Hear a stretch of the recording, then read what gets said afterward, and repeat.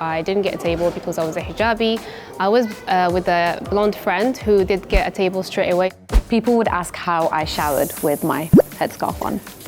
Our platforms are so big that really we cannot be silenced anymore in a way.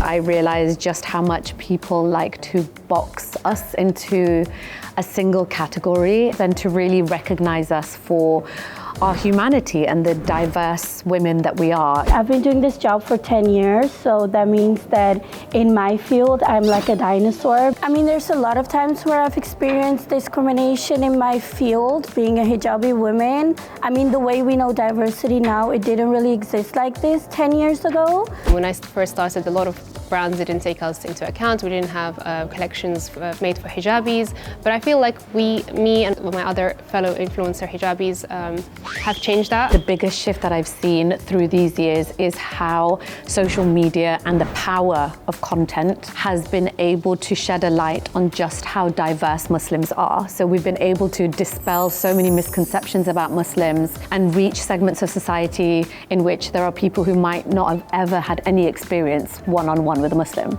On the other hand, there's still a lot of work to be done. There is still so much misinformation and hate directed towards Muslims. There are issues still when it comes to campaigns and events. I feel like sometimes in the UK, influencers are seen as that box to tick. So sometimes I'm the only influencer at certain events, which is really sad because we should be seen as for our talents rather than for our hijab. I mean, ultimately there will be a glass ceiling, there will be certain campaigns or brands who might not want to align with you. I feel like as an influencer, I haven't faced anything directly. However, I did face discrimination when I was on holidays in certain destinations. Most recently in France, it's a big story that went really viral with one of the restaurants in Paris where I didn't get a table because I was a hijabi.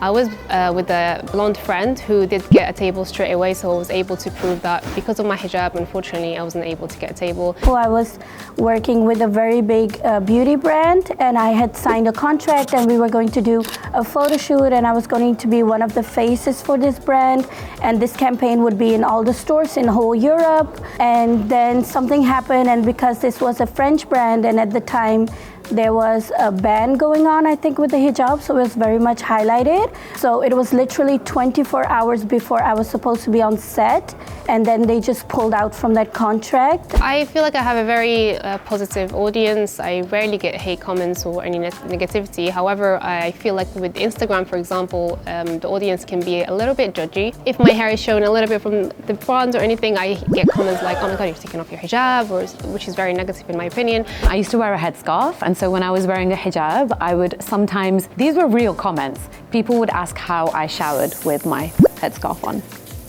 The comments are really positive, but of course there's always racism, and I guess social media is really easy because people can just make a fake profile and have their opinion about you. I am so proud of and inspired by the massive Muslim community, that in all its diversity, being online and just showing up, because sometimes that's the hardest thing to do in the face of negativity. I want my children, other girls, like me, to see other women that are, covered and, modest, and that they are doing things that we could only dream of doing. So definitely I think that a lot of things are changing, and I think that the world is more open to receiving us, mainly because our platforms are so big that really we cannot be silenced anymore in a way. What I would say to people who have negative perceptions of Muslims is to just expose yourself to more of us. Promise you, we're not all that bad.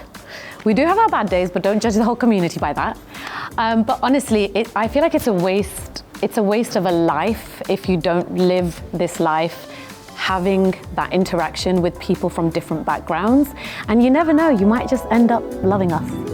It's really not that difficult to look past a person's appearance, and it's quite weird that we should judge each other just by the way we look, because what you see of me is just my outside, and you have no idea what kind of knowledge, what kind of values and everything that I have inside of me. Never ever change who you are or mold yourself to fit into the expectations of people who have formed their view of you predominantly based on ignorant assumptions. Go to those restaurants, try and get tables. If they don't give you a table, take them to court, speak up. I feel like if we don't speak up, things will not change. You should really not care about what anybody has to say, because I don't, and I know a lot of girls like me who don't, and that's completely fine.